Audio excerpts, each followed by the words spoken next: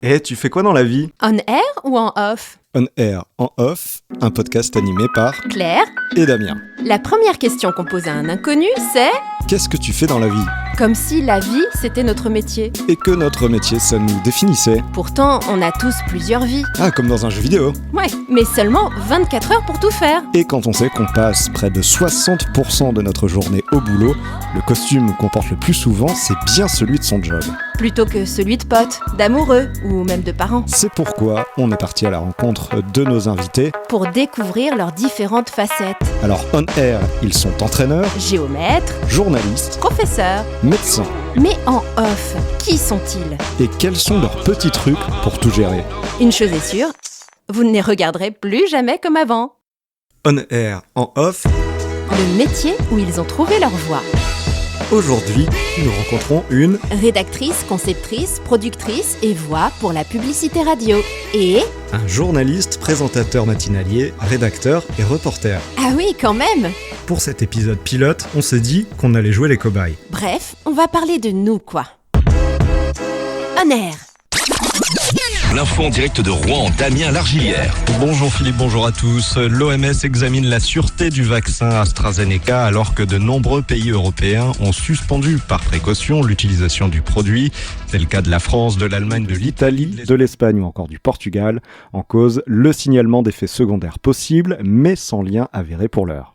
Donc ça, c'était Damien qui fait un ton bien journalistique, il me semble. Parce que ma voix change un petit peu en vrai. On va en reparler tout à l'heure. Alors, à mon tour. Un cadeau? Bah fallait pas. Ah, des mouchoirs brodés.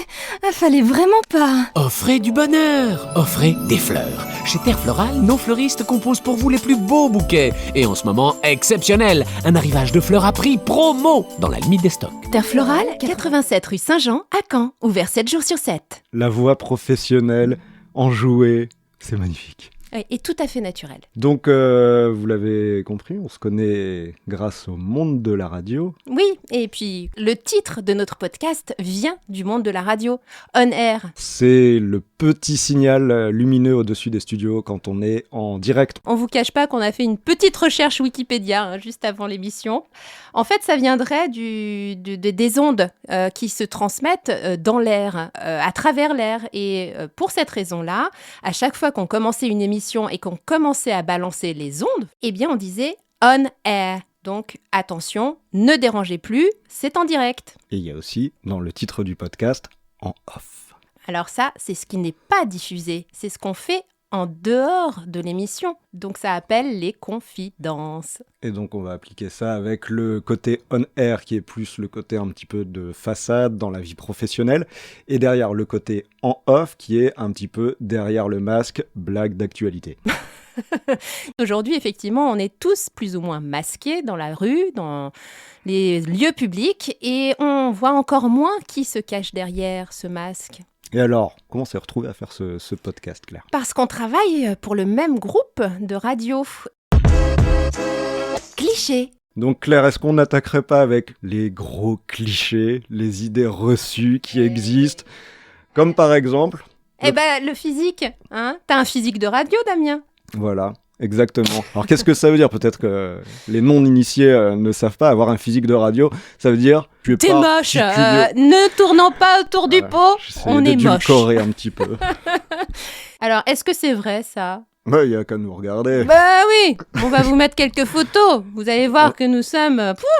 on pourrait largement faire des posters. Donc, il n'y a pas plus de moche en radio que Et j'allais qu'ailleurs. dire, la radio est de plus en plus filmée en direct aussi. Donc, on est un petit peu en train de changer les codes. Premier cliché, moi non. C'est non. C'est non. Ensuite, nous avons le côté glamour, Ah paillettes. oui, paillettes et tout. On va au travail avec un grand sourire tous les matins. C'est magnifique. On est une grande famille. C'est On un peu s'adore tous. Star System. Ah oui. Je dirais que c'est l'idée que veut véhiculer la radio en tant que marque. Ouais. Mais lorsqu'on est à travailler dans ce milieu, c'est vraiment un métier où il faut quand même beaucoup donner de sa personne. On est des bûcheurs, quoi, Non, on tu pourrait donnes, dire. toi, tu donnes. Je donne tout. Oui, on travaille quand même, hein. C'est pas non plus le fun tous les jours, hein. Mais ceci dit, c'est vrai, je trouve moi personnellement qu'il y a le côté famille où c'est un petit peu instauré, il faut qu'on se tutoie tous. Toujours au top, souriant, La bise. la bise. Se faire la bise, moi au début ça m'avait fait bizarre en Oui. entrant dans cette boîte. Oui, et puis tout le monde se tutoyait comme si on se connaissait depuis 20 ans. Moi, ça m'a un peu étonnée aussi. Donc il y a quand même ce côté un peu, pas artificiel, mais on veut véhiculer cette idée que c'est un boulot où c'est chouette, quoi. Strassé paillettes. C'est paillettes, ouais, c'est ça. Ce cliché, je le valide, moi. Ouais, moi aussi. Alors ensuite, ce qui va avec le métier glamour et paillettes, c'est bien sûr le salaire. Le salaire qui est complètement dingue. Hein. On gagne super bien sa vie à la radio comme à la télé. Hein. Puis en plus, on fait pas grand-chose pour le mériter, ce salaire. Hein. Toi, Damien, tu dirais quoi sur ton salaire ? T'es bien payé ? Juste un élément de comparaison par rapport aux 5 ans d'études que j'ai pu faire, même si j'ai 2 licences, donc j'ai un bac plus 3, x 2. Comme il se la pète. Voilà. Il se la Mais pète. en comparant avec des amis qui ont à peu près le même niveau d'études, ils sont choqués lorsque je leur révèle mon salaire, mais pas dans le bon sens. Ah. C'est-à-dire, ils me disent « Ah ouais, que ça !» En Mhm. plus de tes horaires et que c'est un métier, l'actualité s'arrêtant jamais, on y pense toujours un petit peu, on est toujours un peu connecté. Ouais. Et pour toi, ma chère Claire, Eh comédienne, bien, créatrice, oui, alors en fait, c'est un petit peu comme toi. Hein. Quand je parle de ce métier-là en soirée, tout le monde a les yeux qui brillent en disant « Waouh, ça doit être super, c'est super intéressant, et puis tu dois bien gagner ta vie. » C'est super, mais si c'est le but de gagner sa vie en faisant ce métier, il vaut mieux changer de vocation. C'est pas le but premier. c'est de là que est tirée l'expression métier passion. Exactement. Ça, c'est aussi une idée reçue. On travaille tous par passion et ça, pour le coup, je suis assez d'accord. Métier passion validé, salaire de fou pas validé. Exactement. Quel dommage. Alors ensuite, Il paraît que la voix fait fantasmer, surtout les voix graves de journalistes. voilà. Et surtout, vrai ou je pas pense, je fais exprès de mettre un peu plus de grave Oh, pour mon vous Dieu. en parler. Vous les je avez pense là, les qu'il y poils a l'aspect voix, on me l'a encore dit pas plus tard qu'hier soir, qu'en fait il y avait un côté chaleureux, sensuel qui donnait envie d'écouter les informations. Après, parfois, je m'imaginais que le côté fantasme venait aussi un petit peu de l'image qu'on se fait du journaliste.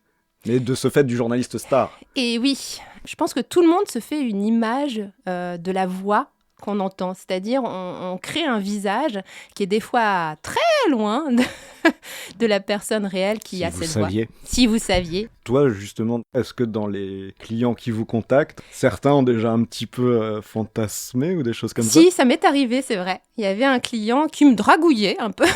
C'était une petite drague au téléphone. Et bien sûr, j'utilisais ma voix hôtesse. Bonjour. Mais effectivement, on peut facilement émoustiller, je pense, les gens avec notre voix. Au final, c'est comme un instrument de musique. On a appris à s'en servir. Exactement, t'as raison. Et est-ce que tu t'en sers en dehors du boulot, Damien? Jamais. Tu es sûr? Jamais. non, vraiment, non, c'est... M'en Alors sers attends, pas, quoi. on pourrait peut-être faire un petit jeu là-dessus. J'aimerais bien voir ce que ton ton journalistique donnerait sur une de mes pubs. Allons-y. Oh, un cadeau, fallait pas. Oh, des mouchoirs brodés, fallait vraiment pas. Offrez du bonheur, offrez des fleurs. Nos fleuristes composent pour vous les plus beaux bouquets et en ce moment exceptionnel. Stop. Ouais, Ça va pas, hein. ça passe pas, hein. Chacun son métier. Hein. Je pourrais faire ton flash avec une voix off promo. Sur de l'actualité bien dure, Oui, mettons mais un peu avec un de- vrai sourire de voix off. Les informations présentées par Claire. Bonjour Claire. Bonjour Damien. L'Organisation mondiale de la santé réunit son groupe d'experts. L'OMS doit étudier la sûreté du vaccin d'AstraZeneca alors que de nombreux pays européens ont suspendu par précaution l'utilisation du produit. Ça te plaît ? Disons que on comprend pas trop qu'il y a un problème par rapport au vaccin, mais on a l'impression qu'il y a une grosse promo sur les vaccins. Ça marche. Mais dans tout ça, on n'est pas que des voix, d'accord ? Qu'est-ce qu'on fait en plus ? Des podcasts. Ah bon, on est payé aujourd'hui ? Ah non, c'est vrai. Ah merde. Non, en fait, on n'est pas que des voix parce qu'on écrit évidemment ce qu'on dit à l'antenne. Un autre cliché, en radio, on arrive 30 secondes avant la prise d'antenne, on s'assoit et on parle directement. Mais oui, c'est Mais non. si simple. Et non, il y a beaucoup d'écriture derrière, tout se prépare. Qu'est-ce que ça veut dire matinalier ? Tu te lèves à 8h, 9h ? 4 heures Non, mais là, c'est pas matinalier, c'est... Les coqs n'ont pas chanté à cette heure-là. C'est juste parce que la radio, l'information se passe beaucoup le matin, quand les gens vont au boulot. Donc, pour que toi, tu présentes les infos aux gens qui vont au boulot, il faut que tu sois là avant eux. Avant eux.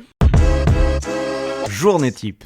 C'est-à-dire que ton flash info, c'est destiné aux gens qui sont dans leur voiture et qui se rendent au travail. Dans la voiture, si tu remontes un petit peu au petit-déj, pourquoi pas. Ah oui, c'est tu vrai. remontes encore un peu sous la douche, car le premier flash de la matinale est à 6h pile.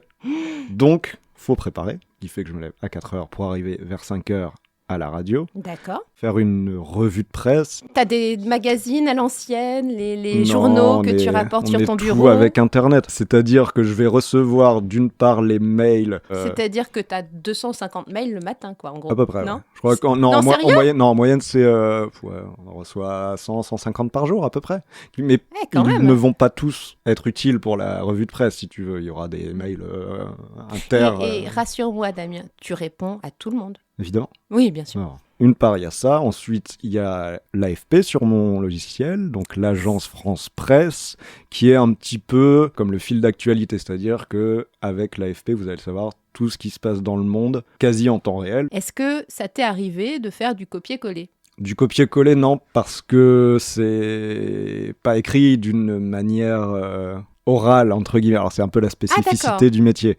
On écrit comme on parle. Ça, c'est vrai. Donc, C'est vrai aussi quand pour tu nous. reçois un texte, tu peux pas le lire tel quel, ça peut D'accord. passer par Donc, là. même sur l'AFP, c'est déjà une sorte d'article, finalement. C'est pas Oui. que des notes rapides Non, c'est sur très un court, événement. mais tu as les infos principales, on va dire, pour savoir où ça s'est passé, quand, qu'est-ce qu'il y a eu. Et à D'accord. partir de ça, toi, tu le racontes, en quelque sorte, dans ton journal.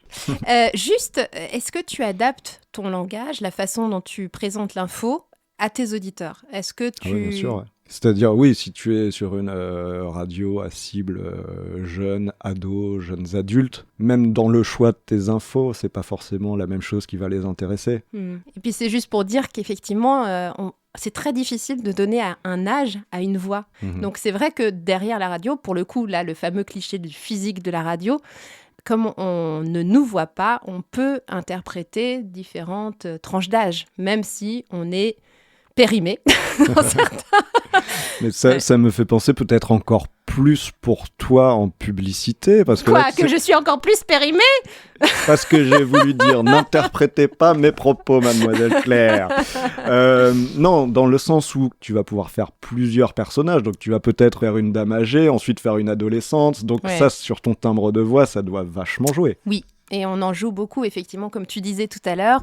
Notre voix, c'est un instrument, et plus on s'entraîne, plus on réussit à proposer des choses différentes, notamment, effectivement, d'adapter le timbre de sa voix en fonction du personnage qu'on joue. Donc, si on joue des femmes un peu mûres, tu comprends, avec une voix un peu plus grave, un peu plus chevrotante des fois, pour une maison de retraite par exemple, ou une jeune fille qui va aller en BTS l'année prochaine. Tu vas avoir un timbre aussi qui est un peu plus dans les aigus. Ouais. Et alors, dans ton travail, vous faites des pubs donc pour clients, entreprises, mais c'est eux qui décident un petit peu le scénario, ce qu'ils veulent, ou débrouillez-vous? Dans l'idéal, c'est un peu ça. Nous, on prend le brief auprès des clients. On va leur demander les points importants qu'ils souhaitent entendre dans leur publicité radio. Et ensuite, idéalement, on devrait avoir les mains libres et puis écrire quelque chose de créatif qui permette de véhiculer leur message. Dans la réalité, on va toujours tendre vers un message assez consensuel, les annonceurs étant souvent frileux pour tout ce qui est un peu borderline ou un peu décalé. Voilà pourquoi vos plages de pub, souvent, sont toutes faites de plein de pubs identiques. Mais ça arrive de temps en temps quand même qu'un Oui. client vous dise allez, moi je vous fais confiance, Ah oui, c'est- surprenez-moi. Oui, et quand ça arrive, c'est juste du bonheur pour nous. Et surtout, souvent ça paye parce que cette publicité-là va se démarquer dans la plage de pub et puis l'auditeur va tendre l'oreille. Ok. Mais on en était à toi, ta journée type. Donc tu nous dis, voilà, tu as récupéré les dépêches AFP, tu as fait ta revue de presse et ensuite tu passes à l'écriture. Voilà. C'est toi qui écris ce que tu dis. J'écris tout du bonjour à la fin du flash. Voilà pour l'actu, on se retrouve d'ici une demi-heure. Et c'est super important parce que chacun a un petit peu, d'une part, son élocution, mais aussi sa prose, entre guillemets. Et, C'est là où nos métiers diffèrent. Parce Ouais. qu'effectivement, moi, je vais recevoir des textes que je vais pas... Des fois, je ne comprends même pas ce que je dis. C'est c'est terrible. assez souvent, d'ailleurs, je crois, non? Oh Non, mais ça m'est arrivé de ne pas comprendre ce que je disais, vraiment. Et en fait, tu dois quand même jouer le texte.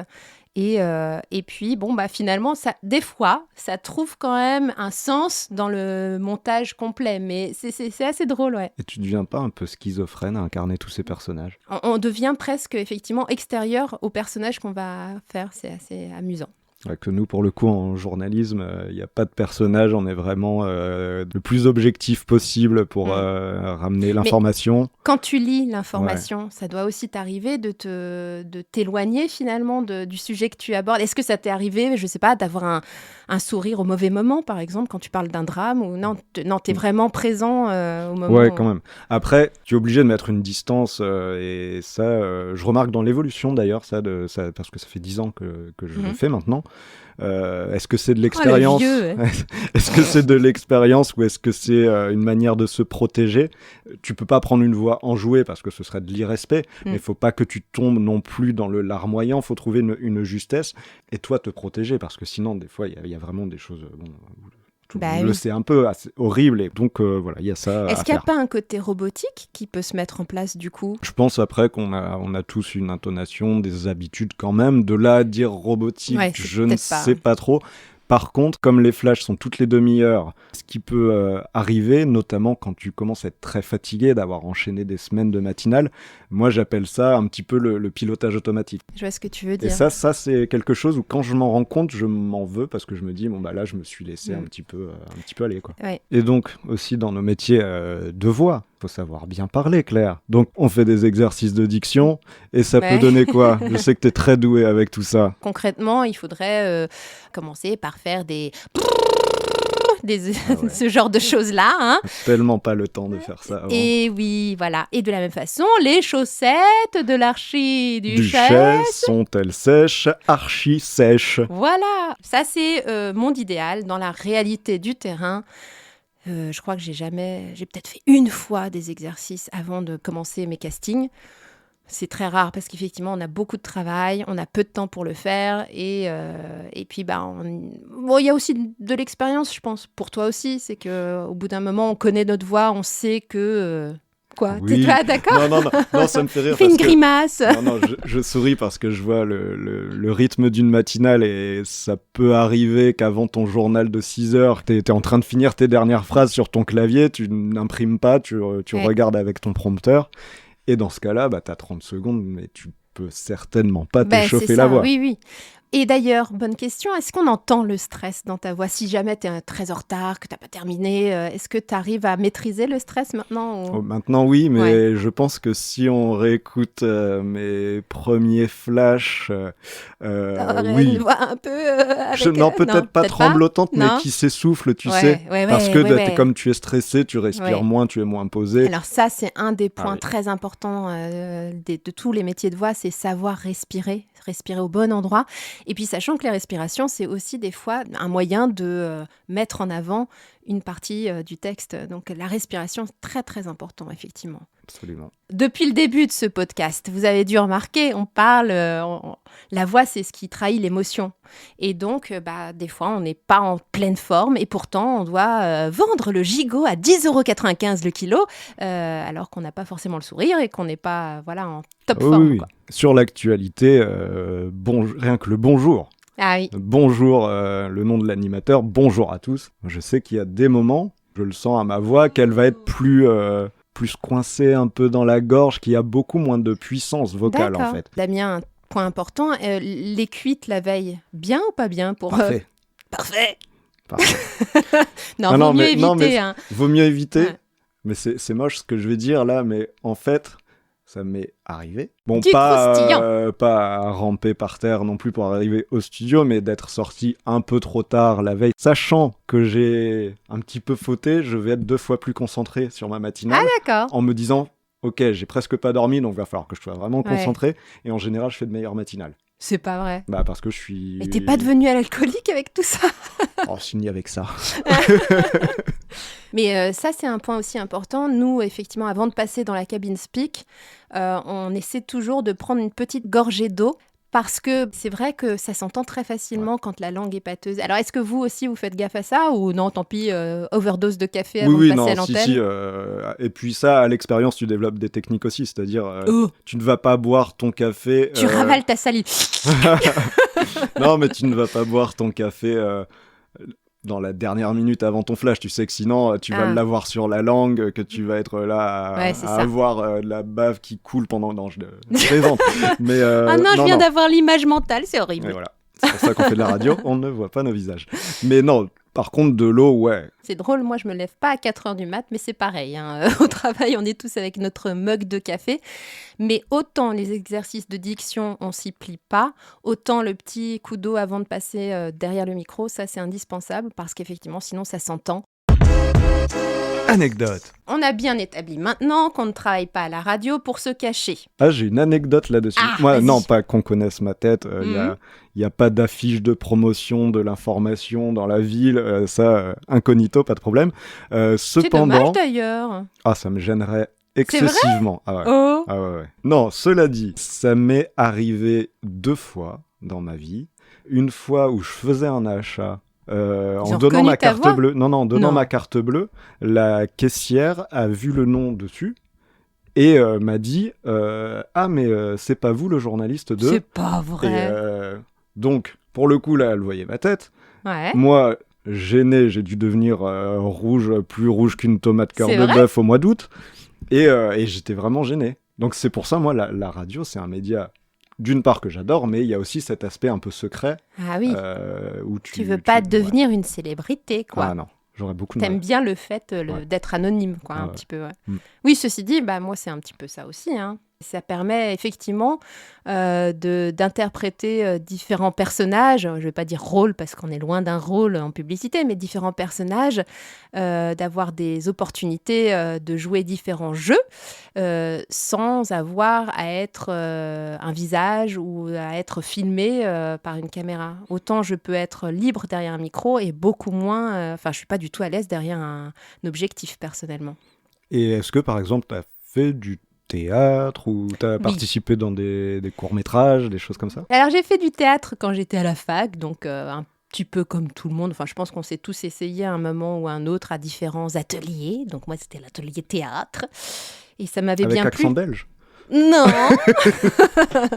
Bizarrement, je jouais que des personnages un peu déjantés. D'accord. Et de là, j'ai remarqué que c'était beaucoup plus facile de jouer des personnages décalés plutôt que des personnages de la vie de tous les jours.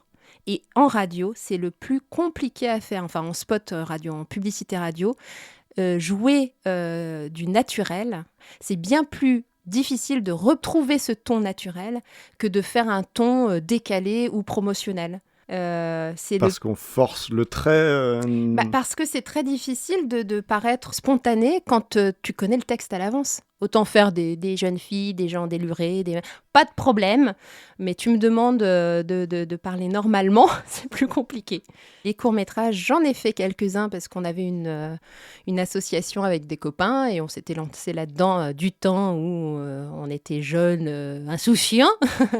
Et de la même façon, j'avais que des personnages déjantés. Mais en fait, c'est mon fond de commerce. Alors qu'à côté, dans la vie, tu disais, tu n'es pas forcément à l'aise derrière un objectif. Non. Mais effectivement, je pense que quand on pousse le trait, finalement, c'est plus facile que de se révéler tel qu'on est vraiment, quoi. Ça, c'est au moins un des avantages. C'est qu'effectivement, on peut être plus libre dans sa façon d'interpréter les choses parce qu'on sait qu'on ne nous voit pas peut-être. Peut-être qu'elle est timide. Enfin, moi, je suis un peu timide et je trouve que... c'est libérateur d'être derrière un micro où personne ne nous regarde et on peut vraiment se lâcher, quoi. Ouais, pour l'information, c'est un peu pareil quand même. On est, ça, c'est un point intéressant. Donc, ça veut dire que tu es tout seul dans le studio quand tu... Exactement, ouais. Je suis... Alors que tu dis quand même souvent bonjour à l'animateur. Ça veut dire qu'il n'est pas là. C'est le On nous ment? le monde merveilleux de la radio. Comment tu veux qu'on croie à tes infos si tu nous mens déjà? Et pourtant, elles sont bien vraies. J'aimerais qu'elles soient plus joyeuses, mais elles sont bien vraies. L'émission est faite depuis Paris, où les animateurs sont, ils enregistrent, et toutes les demi-heures, il dit une phrase, tout de suite les infos, sans préciser qui. Et ils nous, disent même pas ton prénom, en fait. Non, en fait, nous, à ce moment-là, on reprend la main sur l'émission, où on a un enregistrement de l'animateur qui est personnalisé, donc il va dire...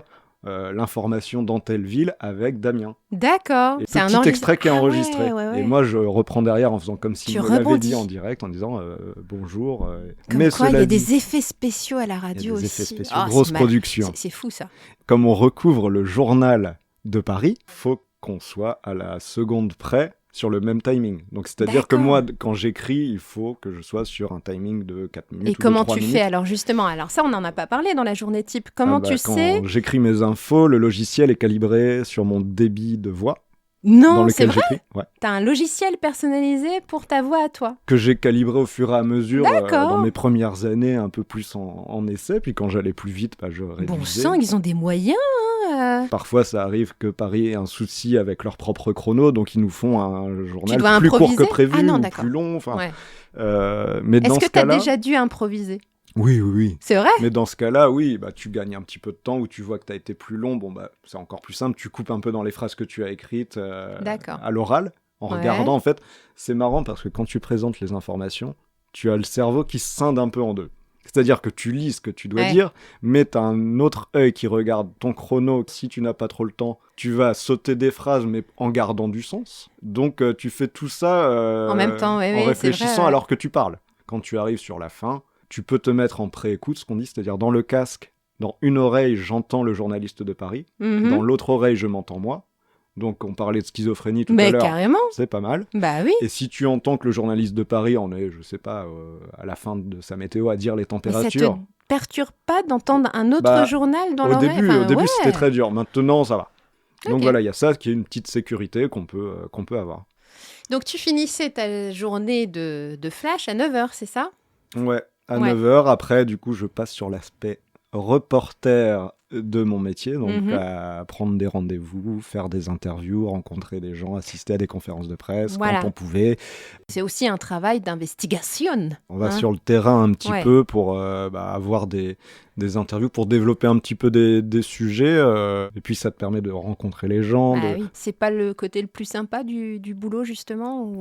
Moi, je dirais ça me fait du bien parce que c'est un côté aération qui te change du Oui. rythme speed de la matinale. Mais à côté, moi, j'adore la présentation, j'adore le travail C'est de la vrai voix, Ouais. j'adore le direct, l'imprévu, on vient de l'apprendre, etc., que tu n'as pas écrit mais que tu vas donner quand même. Ce côté adrénaline, moi, c'est quelque chose qui est dans les moteurs de ce Mhm. métier pour moi. Contrairement à toi, je ne sors pas du studio en fait. hein. Alors l'intérêt de ce métier, quand on est quand on aime écrire, c'est d'apprendre à synthétiser. Et ça, c'est super formateur en fait, parce que je sais que par exemple des textes que je pouvais écrire il y a une petite dizaine d'années, on a tendance, les Français surtout, on aime bien s'écouter parler, on aime bien lire de belles choses et de ça. Bon, en radio, il faut aller à l'essentiel, mais tout en étant efficace. On a toujours l'impression que ça ne rentrera jamais dans le format imparti. Et puis finalement... Ça passe. Ça passe. Et puis au contraire, c'est même meilleur en termes de style. Mais le fait de ne pas aller sur le terrain, c'est vrai que c'est un peu... c'est ce qui manque, je dirais. Toi, tu as cette chance-là. Ce serait possible? Non, c'est pas possible dans ton métier. Si, dans les vraies agences de com, par exemple, le client se déplace en agence ou tu te déplaces pour aller rencontrer le client et puis pour faire quelque chose de vraiment léché, quoi. Bon, là, c'est pas possible parce qu'effectivement, on fait beaucoup de spots radio. En moyenne, moi, je dois en écrire, ça va vous sembler peu, mais en moyenne, en une journée de travail, on doit en écrire 6. Quand on sait que, il y a tout un travail de réduction et surtout de validation auprès des clients, c'est compliqué des fois de réussir à faire autant de textes en si peu de temps. Moi, une question que je te poserais bien, est-ce que tu as la même voix dans la vie qu'au niveau professionnel? Et là, ils ont pu t'entendre depuis un petit moment. Oui, Tu parles tellement. Oui, je parle trop, pardon. Ne vous excusez jamais de parler. Non, dans la vie de tous les jours, je n'ai pas du tout la même voix que derrière le micro quand je fais mes personnages.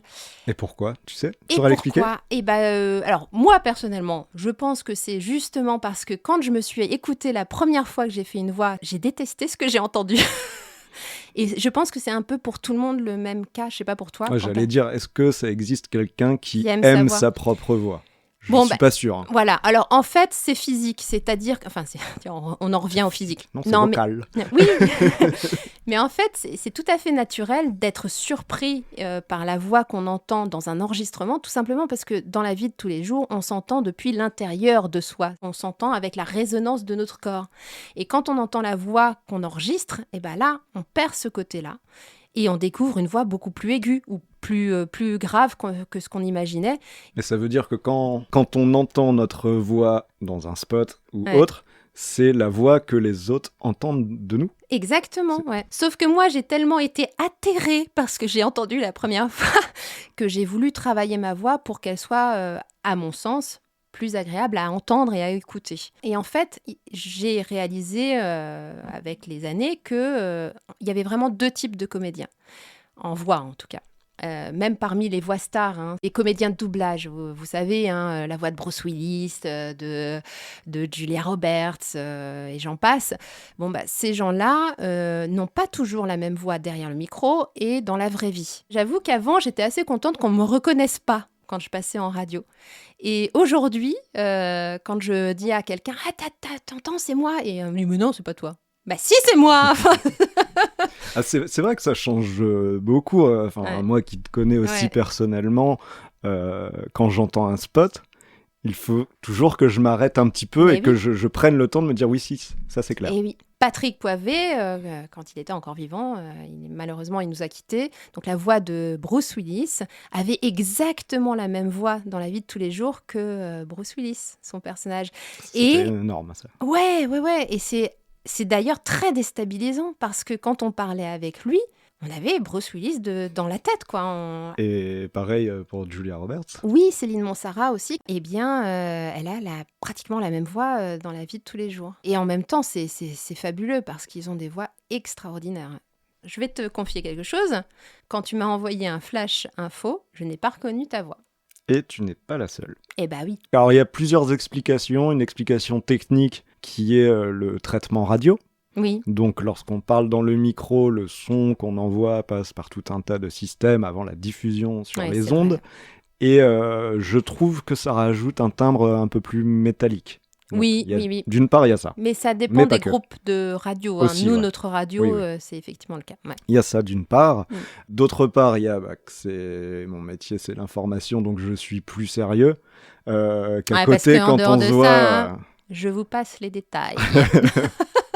Non, je pense que tout simplement, je parle de manière plus posée que quand je suis dans la sphère privée où Tu je déconnes, déconne pas bah mal, oui. quoi. Donc la voix part plus dans les aigus, quoi. Mais oui. Évidemment. Mais c'est pas plus mal parce que si on reconnaissait ta voix en un quart de seconde, je pense que comme toi, le côté timidité, ça me gênerait, donc j'aurais du mal. Comme quoi, finalement, on se cache un peu hein, derrière nos micros. Quand même. C'est un peu ça.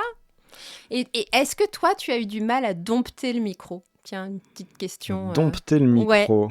Est-ce que tu as tout de suite été à l'aise derrière le micro? Non. Ah non, c'était un Non, travail je- quand même. Oui, je me Ouais. souviens au tout début, quand t'as pas d'expérience, tu veux faire bien. Ouais. Donc tu veux faire comme tu entends à la radio. Mais en fait, Tu surjoues, non? C'est ça? c'est exactement c'est ça. vrai? Et en radio, on dit tu chantes. Je sais pas si... Ah ouais enfin, en journalisme radio, en Ah tout cas. Je sais pas d'accord. si on... Tu chantais. Tu chantes parce que tu vas avoir tendance à faire un petit peu comme ça, tu vois, pour Ah, insister, ouais. faire des inflexions sur les mots comme les journalistes font. Moment fort. Là, j'ai plus les sujets qui me viennent en tête Ah. que les gens en premier lieu. Il y a notamment à l'époque quand on couvre les attentats de l'État islamique. En fait, c'est étrange parce que tu te dissocies un petit peu de tout ça quand tu es dans ton métier. Comme tu es dans une situation de crise, d'urgence où tu sais que tu pars pour, je sais pas, peut-être 48 heures où tu vas très peu dormir parce que il va falloir alimenter les contenus pour l'antenne à Paris et pour la tienne aussi en province. Tu te rends pas vraiment compte de la gravité du truc. Mm. Tu fais les choses. Moi, par moments, je me souviens même avoir ri. C'était un peu nerveux, mais c'était aussi pour me détendre, je Bah pense. oui. Alors que c'était super grave, quoi. Et donc, une fois que toutes ces interviews ont été faites, que tu as vraiment passé plusieurs jours à fond, et en fait, j'ai eu la descente, en quelque sorte, pendant les vacances, quelques jours après. Où là, je me suis tout pris la vague de terreur un peu de ce qui s'était passé, à réaliser vraiment t'as que réalisé après coup. il y a quoi. quelqu'un qui s'est fait égorger quand même, enfin des choses Et trash, toi, quoi. t'étais sur le terrain, en fait. Ouais. Ouais. Et que tu vois, bah oui, il y avait des policiers de la BRI, donc tu sais, cagoule noire, grosse mitraillette devant toi. Il y a pas mal de choses comme ça, quoi. Et autre chose, bah, la grosse explosion de Lubrizol aussi. Et oui, on a eu des événements sympathiques dans notre... Ça, pour le coup, c'était on peut pas... Non, c'est difficile à comparer avec un attentat quand même. Mais là, pour le coup, on l'a vraiment tout vécu en direct, parce que je me souviens m'être levé à 4h, allumer mon téléphone, regarder un petit peu sur les réseaux sociaux et de voir une photo justement de l'incendie qui était déjà en cours, donc avec toute cette fumée gigantesque, et là tu te dis ouais, ça se passe donc à 3-4 km de là où je suis. Et premier réflexe, tu penses Tchernobyl. Eh oui, mais on a tous fait cette ça comparaison. te fait peur, en fait. Bah, tu te dis, ouais, mais en même temps, qu'est-ce que je fais ? Je vais au boulot, il faut que j'informe les gens, donc j'y vais. Et là, j'étais arrivé au travail, donc 5h et quelques. Je préparais, donc bien sûr, une matinale spéciale sur le sujet.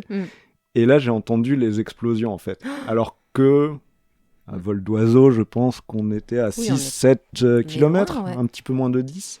Et vraiment... un rythme comme une mitraillette, donc très rapide, mais en puissance. J'avais un peu l'impression comme si ça vibrait un peu sur les vitres. Ah, c'est fou. Donc là, tu te dis, waouh, qu'est-ce qui se passe ?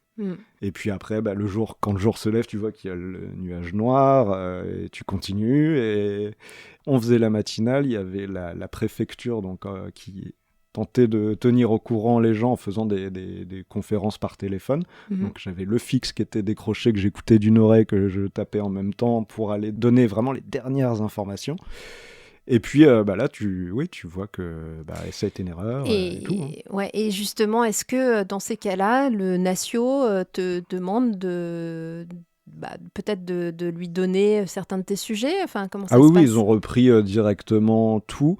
Et pour la première fois de toute ma carrière, et je m'étais dit, ouais, c'est vraiment grave. Peut-être que nous, ici, étant dedans, on se rend pas compte de la gravité. Paris m'a rajouté des journaux à 10h et 11h du matin, alors qu'il n'y en a jamais. Il n'y a jamais d'infos sur ces créneaux horaires. Ah ouais. Donc vraiment, et là, c'était moi tout seul qui parlais. Donc, ils ont transféré à Paris pour que ça passe dans toute la France. Une édition spéciale de, je sais plus, 2 minutes 30, 3 minutes, je sais plus.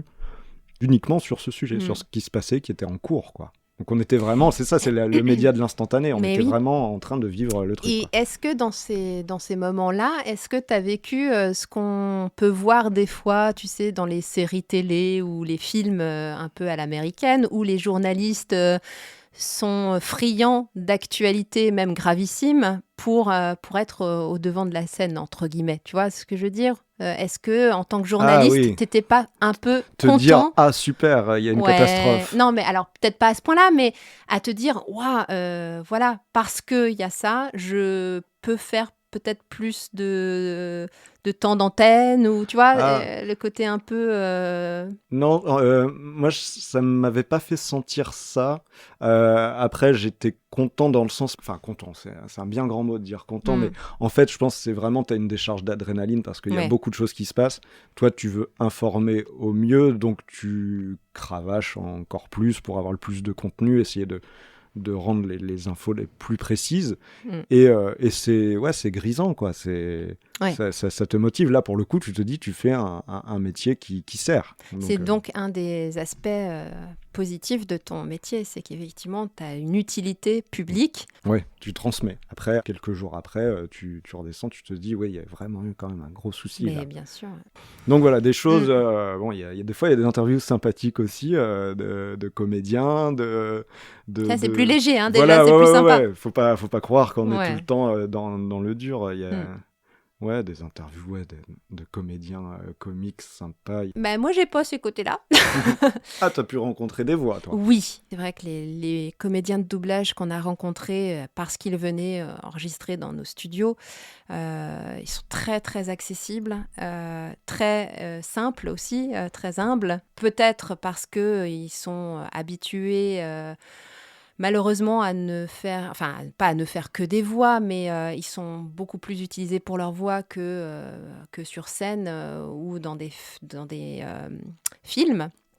Il faut savoir que c'est à la fois une bénédiction pour eux d'avoir un personnage américain à doubler, un acteur, et en même temps une prison dorée, parce que une fois qu'ils sont la voix d'eux, d'une part, les autres contrats de doublage s'annulent. Ah oui, t'es identifié tel acteur. Exactement. Et puis par ailleurs, au théâtre ou dans des productions, quelles qu'elles soient pour la télévision, bah, c'est pareil, on va avoir moins de facilité à embaucher ces comédiens. Donc j'ai compris que c'était pas forcément toujours simple, même si on rêve tous, hein, quand on est voix de radio, un jour de pouvoir faire du doublage, parce que ça fait un peu rêver.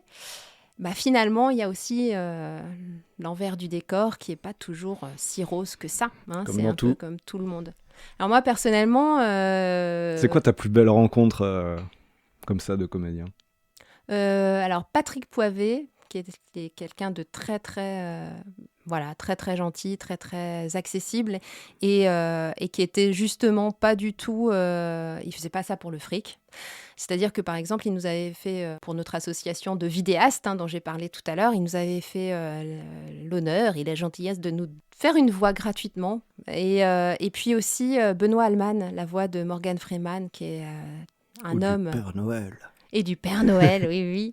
Qui est un homme juste d'une gentillesse et qui répond à toutes nos questions sans compter son temps. Et voilà, en fait, ce sont vraiment des gens très, très sympas. Céline Monsara aussi. Hein. Non, c'est vraiment un bonheur de rencontrer ces personnes-là qui sont hyper talentueuses. Là, tu peux tout leur demander derrière un micro. Avec eux, une prise, toutes leurs prises sont extraordinaires. Et puis, ça prend vraiment peu de temps, hein, par rapport à des comédiens peut-être moins chevronnés qui vont peut-être mettre 10 prises à être réellement dans le jeu qu'on souhaite pour un spot radio. C'est assez impressionnant. Ouais. Mais contrairement à toi, tu parlais tout à l'heure, je trouvais ça intéressant, le fait que tu te sentes utile, hein, que tu transmettes l'information, etc. Moi, je me suis longtemps posé cette question par rapport à mon métier. À savoir, faire de la publicité, ça sert à quoi ? Ça sert à un monde capitaliste, pas forcément hyper glorieux, mais j'ai trouvé un aspect positif. Tu vas nous le révéler. Voilà, que j'arrive à sortir de temps en temps en soirée. Comment briller en société? Voilà, pour me justifier. Non, mais en fait, avant, franchement, j'étais pas forcément très fière de faire ce métier-là. J'étais contente parce que c'est super fun, hein, on fait plein de personnages différents, on écrit plein de choses différentes. Mais j'avais du mal à être fière de vendre 3 paquets de lessive plutôt que 2 et puis de trouver des arguments pour que ce soit super pour l'acheteur lambda. C'était pas toujours facile de vivre avec ça. Et en fait, j'ai trouvé une bonne raison, c'est que, évidemment, au travers de ces publicités, si le magasin pour lequel je fais la publicité embauche du monde, en fait, en faisant une bonne pub, ça permet peut-être de maintenir ses emplois, de maintenir une activité, et donc finalement, ça participe un petit peu à la vie de ses employés. Je me dis que finalement, ça maintient peut-être... c'est bien d'avoir réussi à trouver ça, justement. J'ai mis le temps, hein. Oui. J'ai mis le temps à trouver ça, mais c'est un des aspects qui me rassure, en tout cas sur ce métier. C'est touchant. Et Claire, toi-même, tu as été jeune il y a bien longtemps et tu t'es formée. Je n'aime pas le début de ta question. C'est juste que ton sujet m'amène à faire une transition parfaite vers comment t'es arrivée là. Ton parcours. En fait, moi, je suis arrivée là un peu par hasard. Tu as vu de la lumière et tu es rentrée? C'est un peu ça. Non. Il se trouve qu'à une époque de ma carrière, j'étais formatrice d'anglais, pour tout te dire. Ce qui n'a rien à voir. Ce qui n'a rien à voir. Et en fait, c'était bien, hein. Mais il faut avoir la vocation pour ce genre de métier. J'aimais beaucoup transmettre mes connaissances parce que, bon, pour la petite parenthèse, ma maman est anglaise, donc ça aide pour enseigner une langue étrangère. Oh my dear. My dear. Elle le fait mieux que moi, vous pouvez le voir. Ce qui me permet de faire des voix anglaises aussi à la radio. Mais en fait, je me suis rendu compte que j'étais pas très heureuse. C'est-à-dire que je gagnais mieux ma vie, mais vraiment. Qu'on m'a offert une promotion pour éventuellement devenir directrice de centre. Et ça m'a foutu une frousse pas possible. Et j'ai décidé de démissionner. Goodbye. Goodbye. Et en fait, je me suis retrouvée, forcément, un peu comme tout le monde, au chômage, à chercher ce que j'allais faire ensuite.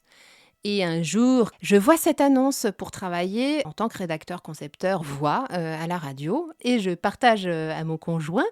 Je lui dis, c'est exactement ce que j'aimerais faire si seulement j'avais l'expérience ou même les études pour. Et Jean-Noël, mon conjoint, m'a répondu, mais vas-y, tente-le. J'ai dit, mais non, c'est n'importe quoi. Et puis j'ai sûrement rougi en même temps.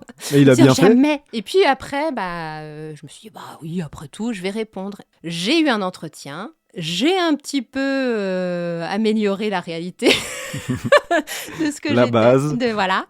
Et c'est un petit peu grâce à Patrick Poivet, à vrai dire, que tu vas nous raconter ça. Mais parce que je te disais tout à l'heure qu'on avait rencontré Patrick Poivet parce qu'on était fans tout simplement, et il nous avait fait une voix sans rien demander en retour. Donc, chapeau bas. Hein. Et j'ai pu apporter ça et montrer que voilà, j'avais déjà travaillé dans le son, alors que vraiment, c'était pas tout à fait le cas.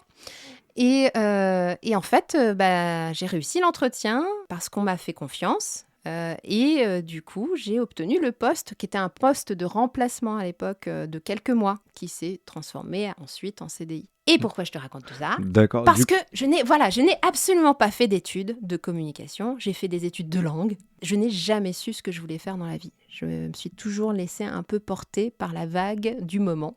Mais du coup, Patrick Poivet, rencontre déterminante. Et oui. Sans le savoir à l'époque, finalement. Oui. Et tout est lié, oui. Moi, je crois beaucoup au destin, aux signes de vie. Et je me dis que, voilà, tout a concouru vers ça. Et peut-être que le fait qu'on se soit rencontrés ensuite nous amène aujourd'hui à faire des podcasts. Voilà. D'accord. Peut-être que la suite est toute tracée, qui sait. Et toi ? Alors, journalisme, c'est quand même très sérieux. Je suis sûre que tu as dû suivre des études très spécifiques. Oui. Tu as toujours voulu être journaliste ? Ouais, assez tôt quand même. Quel âge ? Pas au lycée, en seconde. C'est là où je me suis rendu compte que vraiment c'est ce qui m'intéressait. Et journaliste radio ou journaliste ? À l'époque, je savais pas trop. D'accord. Mais quand j'y réfléchis, en fait, j'ai toujours été très attaché à la radio. Mais c'est la vie de famille, il y avait toujours un fond de radio, mais de France Inter, de France Info, pour ne pas les citer. En fait, je m'attachais déjà un peu aux voix, alors que j'allais au collège. Tu reconnaissais les voix. Ouais, certaines voix, certains noms qui... Après, je n'ai pas rencontré ces personnes, mais où je me dis, je pense que ça a joué.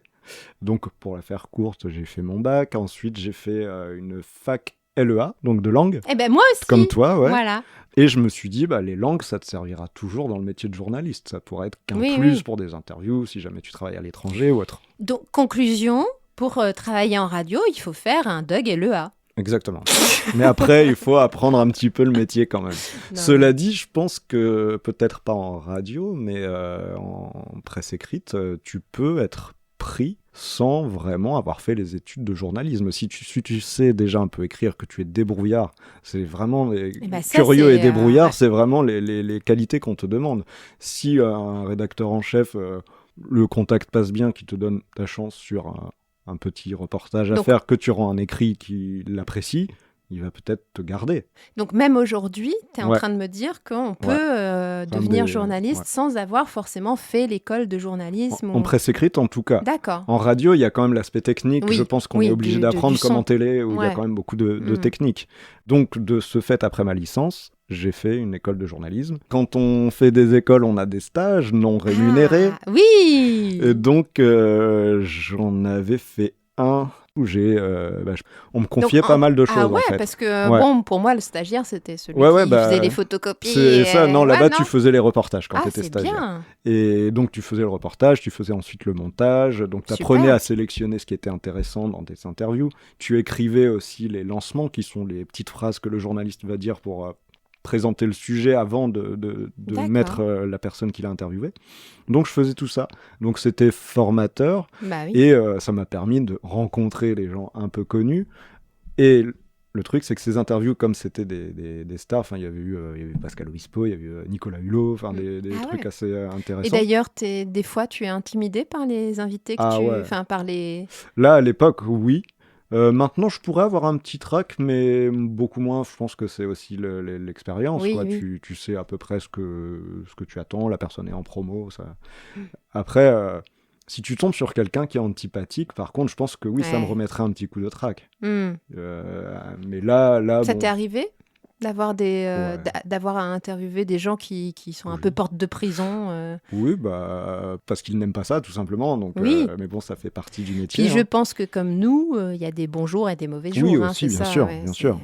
Mais bon, toujours est-il que voilà, Mm. ces interviews faites à Lille étaient passées sur l'antenne nationale à Paris. Mhm. Donc, la seule gratification que tu as quand tu fais le stage, c'est qu'on cite ton nom. Ils Bah disent oui. interview réalisée par. Mm. Et donc, en fait, pour ça, les stages m'ont ensuite permis, quand j'ai postulé, et Ah je oui. pense que ça a joué. Ça a joué, bien Après, sûr. ils m'ont bien sûr fait faire un test au micro, présentation d'un journal, ils ont vu Mm. ma voix, ils Mm. ont apprécié ou pas. Ouais. Et Oui, moi c'est pareil, voilà. hein, j'ai pas précisé, mais pendant l'entretien, quand je me suis présentée pour ce poste, même si j'avais aucune expérience, on m'a fait faire des tests, hein, on m'a fait écrire un spot radio, etc. J'avoue que j'ai toujours aimé écrire, donc ça aide. Et effectivement, même quand tu dois être synthétique, bon, ça aide quand même à trouver des idées et à faire des choses sympathiques. Alors que moi, je me souviens au début, tu vois, dans mon écriture, j'étais très littéraire. Ah oui, Et comme j'étais sur un format jeune, où il fallait plutôt Ah oui. parler cool, sympa, on pouvait dire salut dans Ah, les t'as infos, dû- tu vois, des ouais. trucs, t'as dû ça va le faire, on pouvait le dire dans les infos, tu vois. Ah ouais. Alors moi, j'écrivais plus littéraire, on va Ouais. dire. J'essayais de me... Tout ira bien. Voilà, je me faisais souvent retoquer, quoi, et j'ai mis du temps à D'ailleurs, casser un peu. retoquer, expression du 19e Eh oui. siècle. Il ne faut pas perdre la langue française. C'est Non, vous ça. voyez, retoquer, on ne le dira jamais dans un flash radio. par Ouais, exemple. Ça serait étrange, notamment Ouais. sur un format jeune. Donc, on me reprenait assez souvent et j'ai mis le temps vraiment Ouais. à un peu Alors c'est comprendre. drôle parce que en termes d'écriture, nous c'est pareil, on a des spots radio, alors en fonction de l'annonceur qu'on va avoir, on va adapter notre langage. Il y a des choses qui sont implicites, par exemple, en spot radio, on n'utilise pas de jurons, on n'utilise pas de gros mots, hein, de vulgarité, sauf que c'est juste implicite, il n'y a pas de règle, on nous interdit pas pourtant, tu vois. Et ce qui est fou, c'est que je me rappelle d'une campagne radio faite par Free, il y a peut-être 1 ou 2 ans, quoi, où ils ont utilisé le mot « tu m'emmerdes Ah ouais ». Ouais. Et c'était brillant, c'était super bien vu. Parce que comme c'est une règle implicite et pas une interdiction, eh bien, eux, ils ont eu l'intelligence d'utiliser cette expression-là, qui est vulgaire, mais qui, du coup, forcément, ça démarquait. accroche l'oreille. Ils ont fait une super campagne radio là-dessus où tous les gens se disaient « Oh, t'as entendu, ils ont dit merde à la radio !» Ah ouais. Ouais, ouais. Et C'est le but d'une pub, quoi. Et c'est qu'on en parle. c'est exactement ça. D'accord, Mhm. ok. Alors moi aussi, hein, quand j'ai commencé, j'étais hyper littéraire et c'est ce que je te disais tout à l'heure, le fait d'apprendre à synthétiser, c'est extraordinaire parce que le style empesé français, des fois, ça dessert ton message. Faut vraiment se dire comment je raconterais cette information si Mhm. j'appelais quelqu'un au téléphone, comment je lui dirais. Donc en gros, qu'est-ce que tu dirais toi pour des jeunes qui voudraient se lancer dans ce métier-là ? Est-ce qu'il faut absolument faire l'école de journaliste lambda ou est-ce Il faut au moins recevoir la technique, mais si tu t'accroches, en fait, je crois que c'est ça le principal conseil, c'est de s'accrocher, de pas lâcher. Parce qu'après, par les rencontres, quelqu'un peut un peu te prendre sous son aile et te montrer la technique, Oui. etc. Et le jour où tu vas... encore aujourd'hui ? Oui, et Ouais. le jour où tu vas te présenter à un entretien, tu sauras faire les choses. Et ce qu'on Mm. attend de toi, c'est que tu sois en capacité de pouvoir présenter les informations. Hmm. Si tu as fait une école, tant mieux. Mais si par toi-même, tu as réussi à te former en allant voir, donc en t'accrochant, en ayant le culot d'aller frapper aux Mm. portes dans des rédactions, eh ben, tu auras été formé, sauf que tu n'auras pas le diplôme et ça peut passer. Hein. Et tu dirais quoi que les qualités principales à avoir pour devenir journaliste? Curiosité, il faut que tu t'intéresses à tout, même les choses qui, de base, ne t'intéressent pas forcément. Et moi, ça m'avait fait ça sur la politique, où j'étais vraiment pas spécialiste du tout. Et en fait, de couvrir des élections, de commencer à apprendre un petit peu les différents candidats, les différents partis, en fait, je commence à vraiment apprécier certaines choses. Je disais s'accrocher, l'abnégation, quoi, parce que faut pas croire que tu vas tout de suite avoir un poste. Tu pourras avoir peut-être un contrat très court, mais il faut prendre les choses. Ce sera pas forcément tout de suite la radio parfaite que tu aurais voulu, mais c'est de l'expérience à prendre quand même. Si tu fais rentrer un salaire, tant mieux. Et comme on dit, l'expression, faut bouffer du micro, et c'est ça qui te Pour fera s'améliorer, être plus c'est à en l'aise. faisant, quoi. Ouais, s'il y a un imprévu, de savoir comment le gérer, de savoir Faut être bon en impro. rebondir, voilà, de savoir gérer l'imprévu, mais aussi technique. Toujours de la débrouille, trouver... Mais Là, l'autre fois, c'était ça. J'ai fait une interview aux États-Unis avec décalage horaire, etc. Bon, je me suis débrouillé avec Messenger en envoyant mes questions par écrit. La personne m'a répondu en audio en faisant un enregistrement. De mon téléphone, je l'ai enregistré sur mon ordinateur pour faire le montage et ça m'a fait une super interview. il faut être ingénieux aussi, c'est ça. Faut se dire que voilà, pas réfléchir de problème que des solutions, mais il faut la trouver. Quoi. Et est-ce qu'il y a quelque chose qui est un peu rédhibitoire, un trait de caractère qui est absolument qui va à l'encontre de ce métier-là? En fait, si je dis t'es trop timide, mais ça marche pas parce que moi de base je l'étais, c'est juste j'ai mis ma nature de côté par rapport au métier. Ce serait, je pense, si tu arrives vraiment pas à avoir cette autodiscipline d'enchaîner, notamment si t'es en matinale. Oui, ça, justement par rapport aux horaires, c'est très très particulier. Moi, je ne suis pas du tout du matin de base. Donc là, imagine 4 heures, j'ai beaucoup de mal à me coucher tôt comme il faudrait. Et j'ai le sommeil qui est très haché, donc c'est toujours des nuits qui sont compliquées. Donc c'est quand même, quand tu t'engages dans cette carrière, surtout en matinale, en radio, il faut quand même comprendre que on met de côté un peu sa vie sociale. Hein, oui, totalement. Ouais. Tu sors pas le soir, ou rarement. Tu sors pas, tu fais attention. Le sommeil... Il y a une hygiène de vie à avoir. Ouais, et le sommeil devient tellement important qu'il peut devenir... quelque chose sur lequel tu vas te focaliser, mais quitte à ce que ça devienne presque le simple moteur et que tu te mettes une pression par rapport au sommeil, qui est complètement contre-productif. Mais c'est un point à prendre réellement en compte quand tu veux t'engager dans cette carrière-là, en tout cas en radio, quoi. Je sais qu'il y a un moment, j'étais tellement fatigué que je me disais, il faut que je me couche tôt, et en fait, ça me crée une pression. Et t'arrivais pas à t'endormir. Je ne dormais pas. Je restais les yeux ouverts et après, je m'écroulais, puis je me réveillais 2 heures après. On le voit d'ailleurs, il y a beaucoup de matinaliers qui prennent du pois. Parce que tu compenses le manque de sommeil. D'ailleurs, aujourd'hui, tu fais 120 kilos, on en parle. T'as encore pris 500 grammes. Non, mais c'est vrai que beaucoup compensent le manque de sommeil en se nourrissant de choses grasses et sucrées. Alors ça aussi, du coup, ça fait partie de l'autodiscipline. Si tu veux pas enfler, tu... Et la coke, on en parle ou pas? Ça, il paraît qu'il y a beaucoup aussi. Hein. Alors moi, c'est pas du tout mon trip. Tout c'est ce qui le café, chimique, quoi. Hein, c'est le café, Certaines personnes en radio sont restées que 2 ou 3 mois avant d'être en arrêt et de plus jamais revenir. Bien sûr. Et moi, ça fait 10 personnellement, ans je serais clairement incapable de faire les horaires que tu fais parce qu'effectivement, un peu comme toi, je suis un oiseau de nuit, c'est-à-dire que je me couche très tard, je peux pas me lever à 4 ou 5 heures du mat, c'est impossible. Combien de réveils, d'alarmes le matin? Seulement 2. 2 le premier, en fait, il y a le premier qui me réveille normal, à 4h15, et le deuxième qui est le réveil de sécurité à 4h50. C'est-à-dire que quand il sonne, je dois vraiment, limite, mettre mes chaussures et partir à ce moment-là. Dans mon cas, tu sais, il y a des écoles aussi pour devenir voix off. En ce moment, ça Est-ce pullule. Que c'est comme...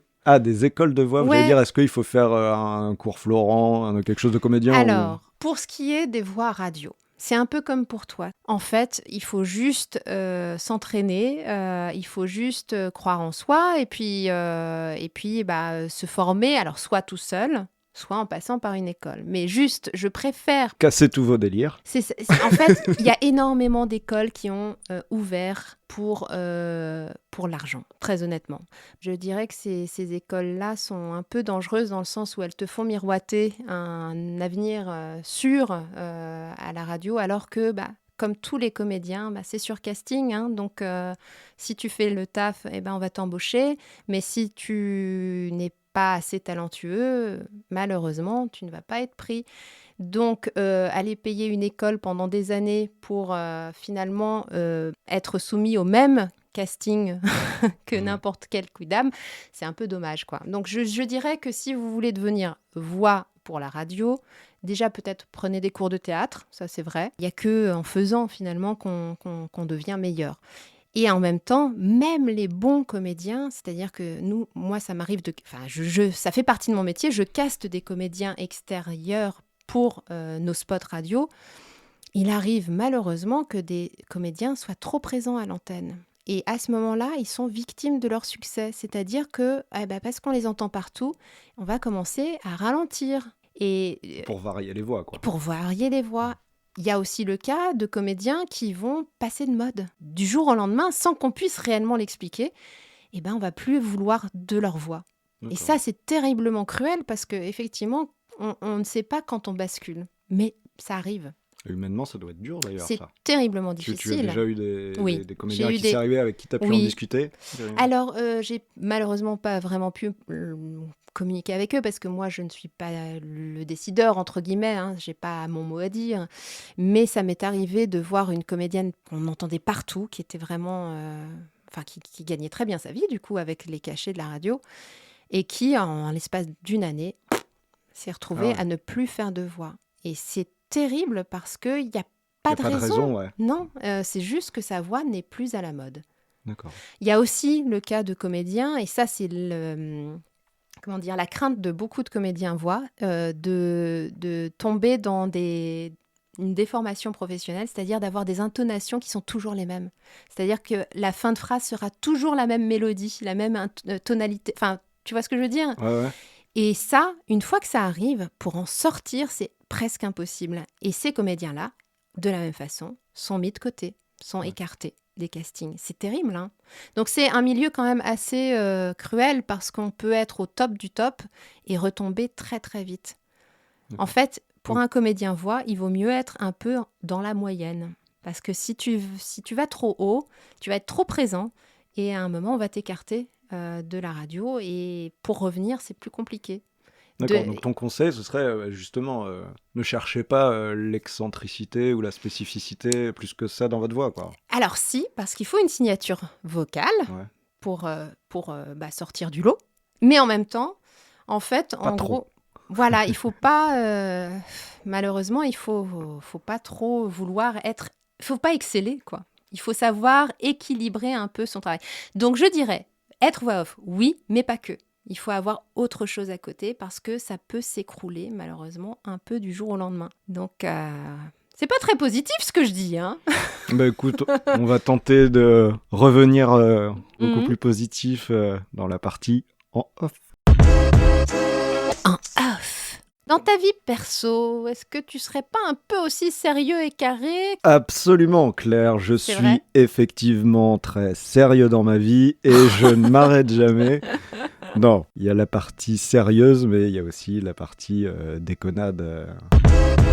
Déformation professionnelle. Le temps prend une grande importance dans la vie, c'est-à-dire qu'en radio, ce que j'expliquais, on est à la seconde par moment. Je me calais mes journées même avec dans des... tes relations intimes ? Évidemment, 5 secondes. mais je planifiais mes journées par tranche de 2 heures et que si j'étais un quart d'heure à la bourre, ça m'agaçait. C'était devenu trop. Alors j'ai dû un peu bosser sur moi-même. D'accord. Après, je pose beaucoup de questions. J'aime bien les discussions profondes en fait, où tu apprends à connaître sincèrement les gens. Tu vois, t'es très observateur, tu sais, à sentir les gens, empathique. Ça, c'est des choses qui me servent dans le métier, mais qui font partie plus de mon caractère de base. J'avoue, j'ai tendance à incarner des voix différentes, même dans la vie de tous les jours, c'est-à-dire de partir tout d'un coup dans les aigus ou de parler beaucoup plus fort. D'ailleurs, j'ai des anecdotes là-dessus où, en étant dans le métro, je vais raconter une blague, mais je vais pas me rendre compte du niveau sonore de ma blague. Et toute la rame a rigolé à la fin. C'est quoi. ça. J'étais avec mes collègues, d'ailleurs, on revenait d'une formation. On parlait d'un truc de fille, c'est-à-dire que apparemment, quand on a nos règles, on peut pas faire monter une maillot correctement. Et j'étais en train de dire, excusez-moi, mais moi, je veux bien qu'on ait nos règles, mais le batteur électrique, il a pas ses règles, donc moi, ça marche toujours. Et il y a un mec à l'autre bout de la rame qui s'est mis à exploser de rire à ce moment-là. Donc c'est peut-être ça, ma déformation, c'est que j'ai tendance à pas me rendre compte que j'incarne peut-être un personnage pendant quelques secondes et du coup, j'en fais profiter peut-être un peu trop de monde. Ça, c'est une déformation professionnelle, mais dans ton caractère, il y a des choses qui t'aident dans ton métier? Je pense que le fait d'être timide à la base et de vouloir compenser en faisant des personnages, ça m'a aidé effectivement à me lâcher derrière le micro. Et le fait de ne pas avoir la même voix derrière le micro, c'est peut-être aussi ça, c'est de scinder le vrai du faux. Avantage. Inconvénient. Par rapport à la majorité des gens, j'ai toute l'après-midi de libre. Mais je me suis levé une demi-journée avant aussi. Mais quoi. oui, c'est ça. Donc il y a la fatigue à gérer. Mais t'as du temps. Tu fais la sieste ? Ah oui, obligé. Donc t'es vieux avant l'heure en fait ? Je me réveille pile pour question pour un champion. Ah, Non. ouf, l'odeur est sauve. Donc courir après le temps, non, j'ai pas l'impression. J'ai l'impression d'être debout trop longtemps et d'avoir du temps. Le problème, c'est que la fatigue accumulée fait que j'ai pas forcément assez d'énergie pour faire les choses que j'aimerais faire. Ouais. Donc il y a un petit peu cette dualité entre j'aimerais faire, je veux faire ça, mais faut que je reconnaisse que physiquement, si je me mets à le faire, et je le fais souvent, mais tu franchis cette limite qui va jouer contre toi. Ton temps est quand même très régimenté parce que À partir du moment où tu as une heure où tu dois te coucher obligé, qui n'est pas ton heure naturelle, ça te... Et comment tu fais pour les amis, pour la famille ? Tu les cases où ? Sur le week-end. Après, quand il y a des moments, tu as besoin de te détendre, de sortir de l'actualité qui est assez stressante quand même. Il faut aussi s'autoriser à sortir un petit peu du cadre que tu t'imposes, parce que sinon, justement, tu vas être trop rigide. Je fais entre guillemets un petit effort, une petite entorse pour me faire du bien, me détendre, rigoler un peu. Oui, puis il faut rester équilibré, sinon toute pas ta facile. vie tourne autour de ton boulot, ce qui est quand même pas le but. Tu es obligé, entre guillemets, de lui donner une part peut-être plus importante que j'aimerais. Ce rythme prend tellement d'énergie. Est-ce que tu as trouvé une stratégie justement pour dégager du temps des fois ? En fait, quand ça commence à être vraiment dur, il faut que je le reconnaisse, ce qui n'est pas évident parce que tu peux te dire que c'est un aveu de faiblesse, que tu es fatigué. Il ne faut pas compter tes heures où tu vas dormir, ni à quel moment de la journée. Ça fait que depuis 1 an que j'arrive tu t'autorises à faire ça. Et encore, j'ai du mal à me dire que au final c'est bien. Donc en fait pour toi, peut-être que ce qui te permet de tenir et de t'offrir quelques entorses, c'est de t'autoriser à te reposer pour rester en bonne santé, quoi. Ouais. Savoir s'arrêter quand on est quelqu'un qui a besoin d'être méga actif. Ouais. On n'a plus 20 ans, ma petite dame. Mais tiens. Bon, et pour toi alors, dis-moi. Moi, j'ai cette chance. Alors, j'ai des enfants.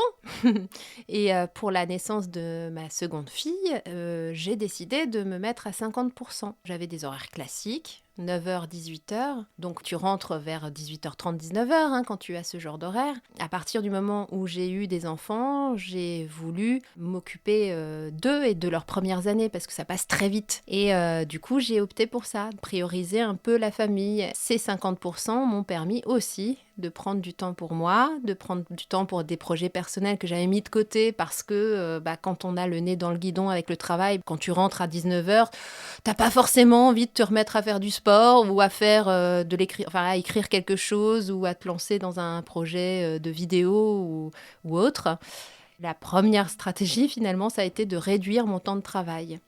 Parce que j'aime mon métier, mais je veux pas que ce soit toute ma vie. C'est aussi que ça permet de développer d'autres projets à côté. J'allais te dire où tu développeras autre chose qui te nourrira aussi. Notamment un podcast, peut-être. Grandissez vite, les filles. Là, le fait de faire ce podcast, moi, c'est possible aussi pour ça. C'est que voilà, je suis à 50%, j'ai de quoi m'autoriser ce genre de projet personnel. C'est pareil, moi, le podcast, c'est quelque chose là qui me nourrit, en fait. Donc ça m'enrichit, et ça, moi, j'ai besoin. Et oui. Tous les gens que j'ai eus en enseignant me disent, toi, t'es quelqu'un qui a une soif d'apprendre en permanence. Et là, ça en fait partie, du coup, donc c'est vraiment génial. C'est un point qu'on a en commun, c'est-à-dire qu'on est très curieux et on a besoin d'apprendre des choses. Et ça, c'est peut-être un des conseils aussi qui est à retenir, c'est qu'il faut aussi savoir s'octroyer du temps et des fois de faire des activités qui t'enrichissent d'un point de vue émotionnel ou sur le plan des connaissances. Et ça te fait du bien et ça fait que peut-être tu es plus équilibré aussi dans ta vie de tous les jours. Tu peux être un meilleur journaliste parce que tu t'es octroyé ce temps-là, et moi je peux être une meilleure comédienne parce que je me serais autorisée à faire une formation quelconque. Enfin voilà, c'est difficile de trouver du temps dans notre société. Hein. L'image que tu renvoies. Et donc toi, Claire, à ton avis, comment tu penses que tes collègues te perçoivent ? J'avoue que je raconte facilement ce que je vis à la maison. Et des fois, ça fait beaucoup rire mes collègues quand je parle un peu crûment de ce qu'on peut vivre en tant que maman ou en tant que conjointe. Et donc, ils peuvent penser que je suis assez extravertie. Les collègues d'autres services, comme toi, j'ai beaucoup de mal à venir dire bonjour. Ça peut passer pour de l'impolitesse, mais en fait, c'est pas du tout ça. C'est parce que, en fait, je suis une vraie timide.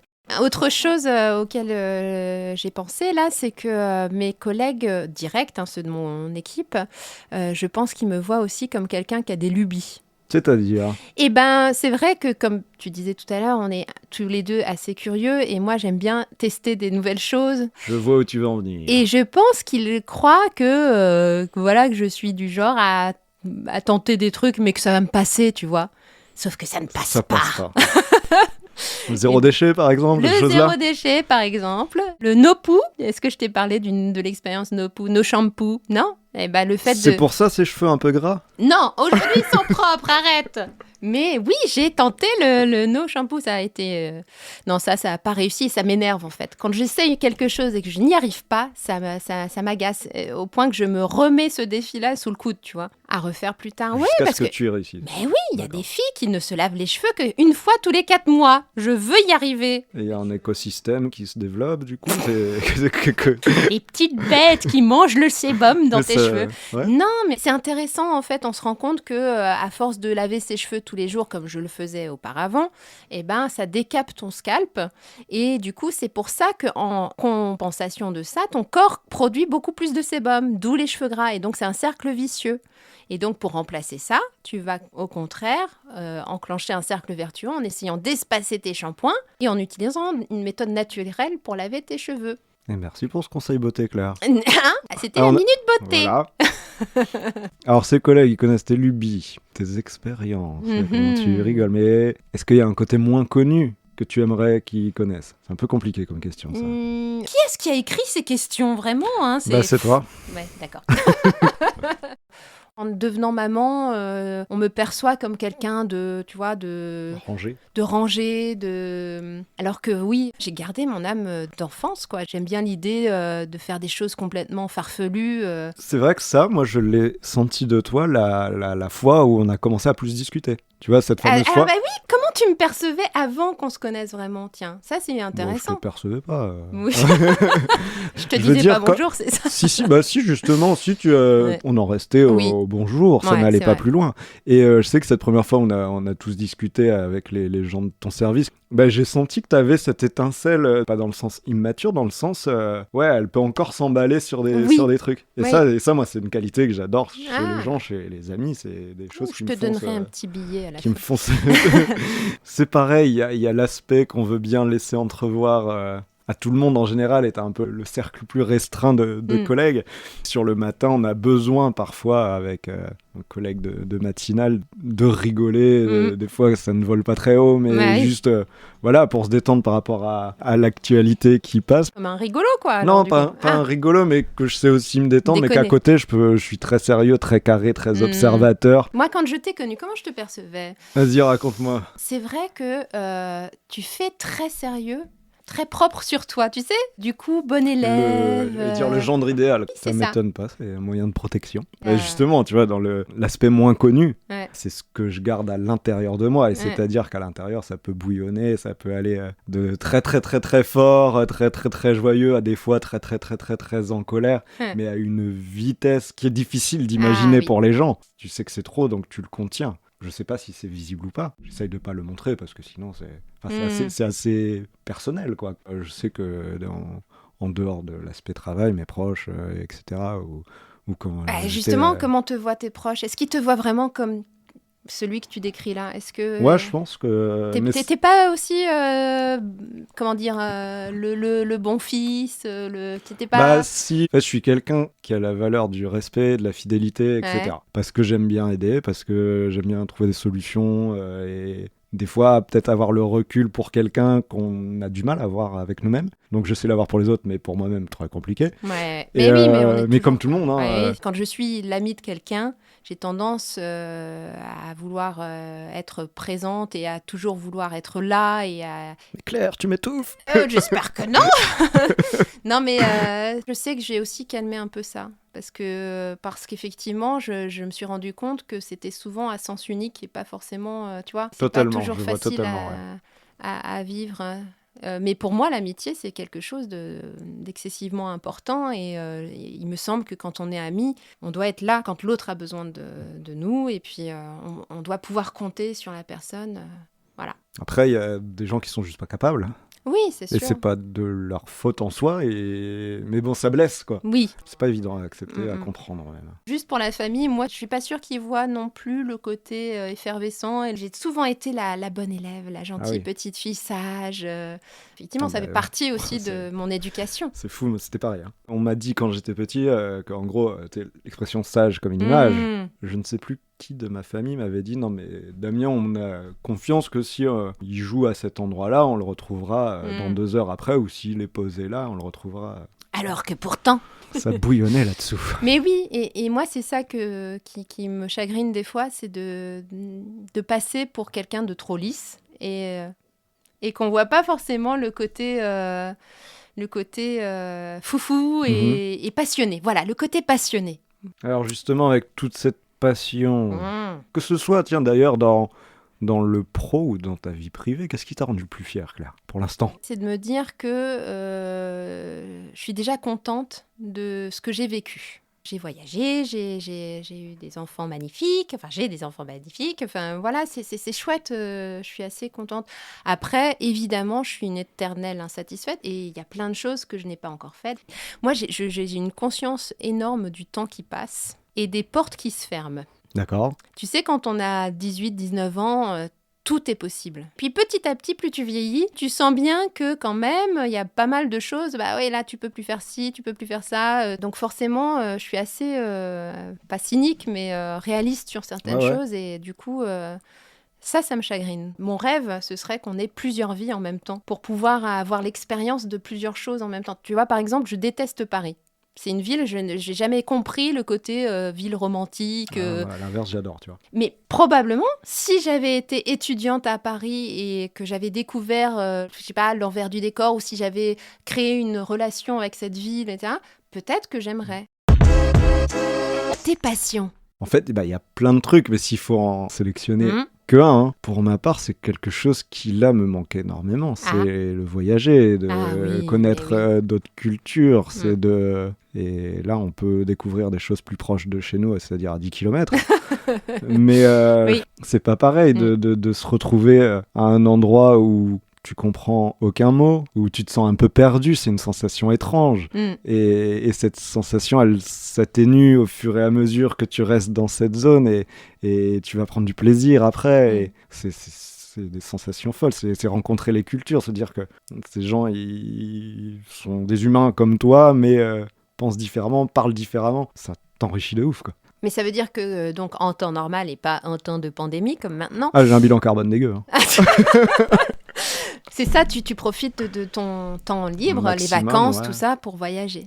C'est un Bah, truc ça a qui te été, botte, ouais, quoi. ça a été du voyage et puis aussi Mm. dans mes relations que j'ai pu avoir. J'étais amené Mais- à pas mal voyager dernièrement. Oui, mais ne serait-ce pas une déformation professionnelle du journaliste qui cherche à connaître, à mieux comprendre l'environnement autour de lui, les gens autour... Hein, c'est pas un peu ça? Je n'avais pas pensé, mais c'est la curiosité en Oui, même temps, c'est hein, que ça, c'est oui. un trait de Mm. caractère. On m'a dit une fois que on se tournait vers certains métiers à cause de notre caractère aussi. C'est La ça. curiosité, la découverte, ouais. C'est ça, puis la transmission après. Alors, je sais raconte que- pas mes vacances à toute la Terre, hein, Ouais. mais... Mais tu sais qu'un métier qui doit être extraordinaire, c'est justement... tu sais, les gens qui voyagent dans tous les hôtels et qui les notent. Influenceur. Ouais, Non, influenceur. non, surtout Mais pas. non, Ouais, ça existe, ça, oui, c'est oui, les métiers de ceux qui font rêve. les guides, dans les guides touristiques, ouais, là. ouais. Critique gastronomique, j'aimerais bien. Je suis tellement gourmande que bon. Tu mettrais 10 sur 10 à tous les restos. Non, Très bien non, mangé. non, oh, Non. tu me connais Non, non. mal. Je Ah, suis ouais. hyper critique. D'accord. Ah, je suis hyper critique sur ma bouffe. On en a fait des restos, donc forcément, tu aiguises ton palais et tu deviens un peu exigeant, forcément. Mais Donc ta passion dans la vie, c'est la la bouffe. C'est vrai que j'aime beaucoup la bouffe. Malheureusement, j'ai tendance à faire de la cuisine expérimentale, ce qui fait que c'est souvent moins bon que bon.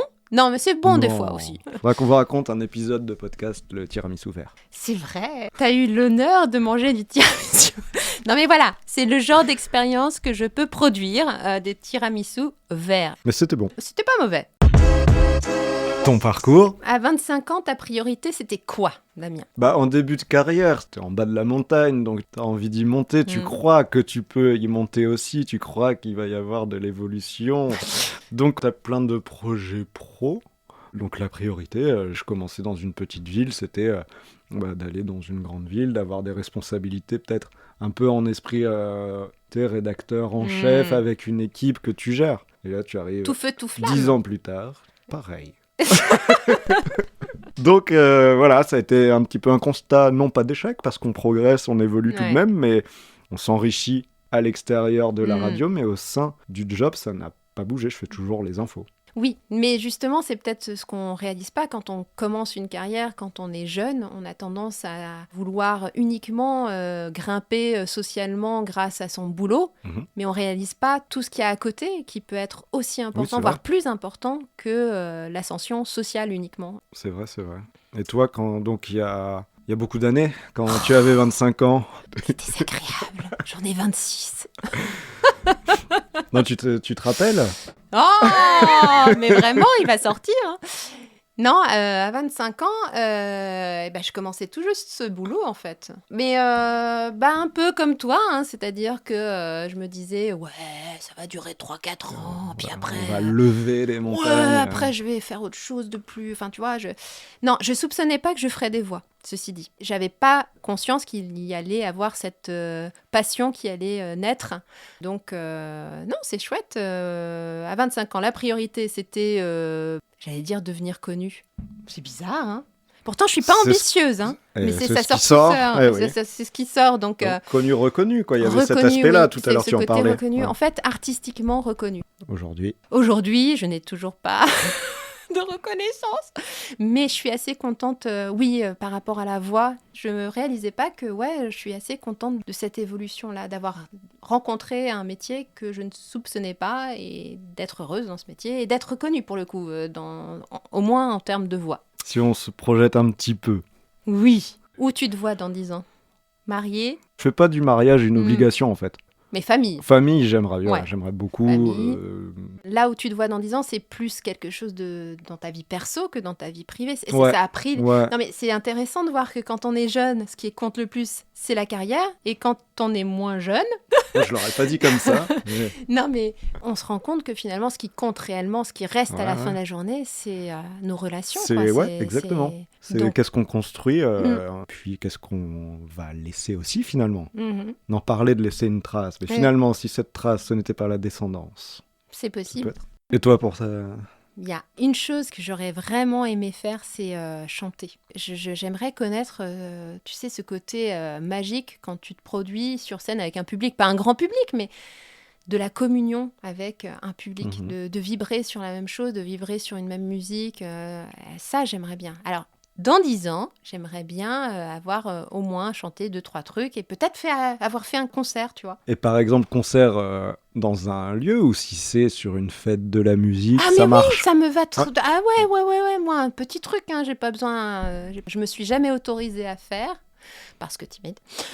Mais en même temps, j'aimerais beaucoup connaître ça. Peut-être un jour post-pandémie. Eh oui. Un jour, peut-être. Un jour, peut-être, tu. C'est pas évident. Hmm.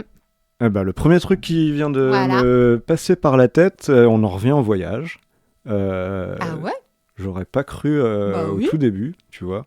Mais le un jour peut-être, là, c'est Le Népal avec l'Annapurna, les chaînes de montagne qui Ah sont ouais super hautes. J'ai déjà fait aussi de la montagne à la Réunion, à monter à 3000 mètres à peu près, ce qui n'est pas non plus exceptionnellement haut.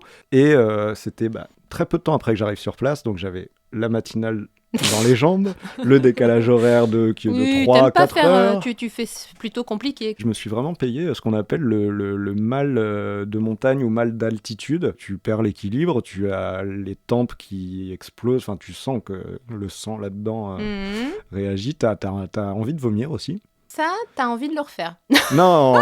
Non, mais, c'est pour d'accord. dire que certaines personnes y sont plus sujettes que d'autres et qu'à 3000 mètres ça va, mais qu'à 6000 ça peut être dangereux. Ah, Donc c'est pour ça, je ne sais pas si ce sera possible. d'accord. Il J'allais faudra dire, c'est que- ton kiff, ça? Non, j'avais eu un peu peur quand Bah même oui, tu quand c'était m'étonnes. arrivé, donc j'étais content après d'avoir fini ça. C'est Sinon, Non, le on a un jour- dit un jour Ouais, peut-être je plus, sais. c'est une Parce seule que fois. si, après, il y a le truc que toi tu Ouais. disais aussi, qui serait de se produire sur scène, mais moi, ce serait plutôt Une pièce. théâtre, parce ouais. que c'est quelque chose que j'ai découvert cette année avant qu'on soit tous bloqués. Et une petite révélation, j'avais ça dans la tête depuis très longtemps, et ça m'a plus que plu, c'est-à-dire que j'ai ressenti des émotions comme si je les vivais alors que Ah c'était oui. du jeu. C'était Super intéressant intéressant, ouais. à découvrir. Bah, Donc moi, voilà. c'est un peu ça aussi. Hein. Un jour, peut-être, tu referas de la scène, que ce soit en chant ou effectivement du théâtre. Ce que tu décris là, je trouve ça extraordinaire de vivre ça. En fait, je pense que c'est des moments où on se sent vivant, mais vraiment vivant. Et on vit dans l'instant présent. C'est rare de Oh, vivre totalement. dans l'instant complètement présent, mais pas à penser à ce qu'on va faire dans une heure, le lendemain. Voilà. On fait le bilan. Alors, qu'est-ce qui t'a rendu fier dans ta vie professionnelle déjà? Pour le moment, je te dirais que c'est un petit peu d'avoir réussi là où je souhaitais aller quand j'étais ado, que t'es encore loin d'être dans ta vie pro, quoi. Je voulais D'accord. faire journaliste, j'ai réussi. Et du coup, je rebondis là-dessus parce que de la même façon, comme j'avais pas d'idée tout à l'heure, je dirais que moi aussi je suis assez contente d'être dans un métier qui me plaît. copieuse. Ouais, je te copie, j'ai Zé- aucune Zéro personnalité. personnalité. Non, mais je suis contente d'être dans un métier qui me plaît plutôt qu'un métier qui serait uniquement alimentaire. Ouais. Alors, il y a le truc, je suis Ouais. arrivé où je voulais être étant adolescent. Mhm. Mais là, je sens que j'arrive sur une fin de cycle et qu'il est temps d'aller voir autre chose. J'ai l'impression que l'évolution des médias, la vitesse de l'actualité, je trouve qu'on perd en qualité. Et c'est quelque chose qui, par rapport à mes valeurs, commence à me gêner. Mhm. Donc pour Ça sa fin va, de hein. cycle un peu, tu vois. Mm. En fait, j'ai atteint la force pour faire le pas et franchir la fin, quoi. Sans Ceci- avoir peur. Ceci est enregistré, hein. Ouais, Il va ouais, falloir te... Ouais, mais c'est pas de problème. Mais ouais, d'avoir ce petit truc qui te fait sortir de la zone de confort, en fait. Oui, Dans laquelle tu es de rythme, de matinale. et bien que, sûr. ah ouais, mais là, je suis trop fatigué pour chercher autre chose. Après, voilà, ça s'organise. Ça va pas se faire non plus en quelques mois, je pense. Mais ça va être ça. Tu voudrais rester dans le milieu journalistique ou... Même pas forcément, pas je sais pas. forcément, ouais. Ouais, plein de choses qui Mais c'est m'intéressent. ça c'est une réalité aujourd'hui, c'est qu'on a plusieurs vies professionnelles aussi. C'est-à-dire que fut un temps, Difficile à comprendre pour les parents, ça, oui, d'ailleurs. fut Pas un pour temps, toi, ouais. donc l'ancienne génération, on restait dans son métier toute une carrière, c'est-à-dire 40 ans. Et c'est vrai que pour nos parents, c'est compliqué de comprendre que nous, on aime un métier, puis on peut aller vers un autre métier, et ça va être plein d'expériences mises bout à bout, quoi. Et toi, Claire, à part faire des podcasts? J'aimerais bien faire une formation de doublage. Ça, c'est vrai que c'est un autre palier parce que il faut apprendre à lire une bande rythmo. Enfin, c'est toute une autre technique par rapport aux voix radio. Mais ça serait chouette parce que c'est plus Ah ouais. de la fiction, c'est plus de l'expression artistique. C'est ça me plairait j'adorerais bien. Ouais. aussi, ouais. Ça, ce Que serait ça un soit sacré film, défi. d'ailleurs, je m'étais fait la réflexion. J'aimerais même du doublage de jeux vidéo aussi, mais de Mais jeux ouais, vidéo carrément. d'aventure. Mais Donc, oui. maintenant, ils ont des budgets dignes Mais des oui, films. bien sûr. Et tu en vois certains, c'est vraiment comme un Enfin, film. ceci dit, Hein. moi-même, commencer avec Les Feux de l'amour ou des séries... Amour, gloire et beauté. Voilà, moi, ça me dérange pas. Et défi D'accord. perso? Ah défi perso, c'est le défi de toute une vie. Ce serait justement d'obtenir la stabilité pro-perso, ce qui voudrait dire fonder une famille, etc. Ah ouais. Ah ouais, si, ça fait des années que j'en ai envie. Petite annonce, s'il vous plaît. Est-ce que Jeune tout est homme bonne? brun, âgé de... Et pour toi, Claire, en perso, qu'est-ce qu'on peut te souhaiter ou que te souhaiter? J'imagine, oui, réorganiser un peu mon temps. Donc, ce podcast sera d'une grande utilité pour savoir comment les autres font pour tout faire en si peu de temps. J'avoue que j'ai quand même beaucoup l'impression de courir après le temps parce qu'on n'a pas abordé ça, mais je suis aussi à 50% parce que l'après-midi, je fais l'école à la maison de mes filles et ça prend du temps puisqu'il y a toute la préparation des cours, les devoirs, les évaluations. Par ailleurs, je fais du sport de façon régulière parce que ça fait du bien au mental et à la santé.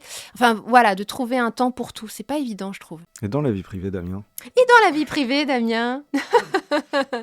C'est pareil, on l'a un petit peu évoqué avant, c'est que les gens que j'aime, on va dire, de ma famille ou les amis proches, ils puissent se dire, ouais, Damien, c'est quelqu'un sur qui on peut compter. Et ça, pour moi, c'est une qualité qui est quand même importante, et de savoir que des amis me l'ont dit, en fait. Même là, d'en parler, tu vois, je sens que ça me remplit le cœur, comme on peut dire. Mais bon, comme la vie, c'est pas que les bisounours. Il y a aussi des déceptions. Ouais, c'est les catastrophes. Peut-être des regrets dans la vie. Bien sûr. Moi, mon regret, ce serait quoi? J'aurais aimé pouvoir produire quelque chose d'artistique qui soit reconnu. Mais ça, pourquoi c'est un regret? Parce que t'es loin d'avoir fini ta vie. Enfin, je veux dire, tu peux écrire un livre peut-être quand tu seras un tout petit peu plus vieille à la retraite. Mais non, mais bien sûr. Mais ça, c'est mon problème. Je renonce rapidement à ce genre de choses et c'est une erreur. Mais effectivement, je suis peut-être réaliste, quoi. Je vois bien que j'avance en âge et que je n'ai pas accompli certaines choses que j'aurais aimé accomplir. Donc, et je pense que c'est terrible, mais la reconnaissance d'une autre personne, ça m'importe beaucoup. Est-ce que toi, t'aspires pas à ça aussi, de laisser quelque chose à la postérité Non, sincèrement, c'est pas un truc qui me... Ah ouais. Si déjà je peux être satisfait personnellement de ce qu'on fait, tu vois, d'avoir créé des choses, mais pas pour qu'il y ait une reconnaissance extérieure. C'est là par exemple, on crée quelque chose là actuellement.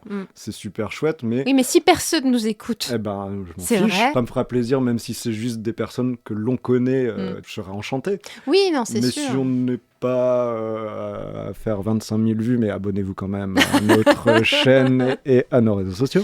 J'ai appris aussi, avant, je l'attendais énormément, cette reconnaissance. Pour le mot de la fin, est-ce que tu avais un surnom quand tu étais petite, tiens? Oui.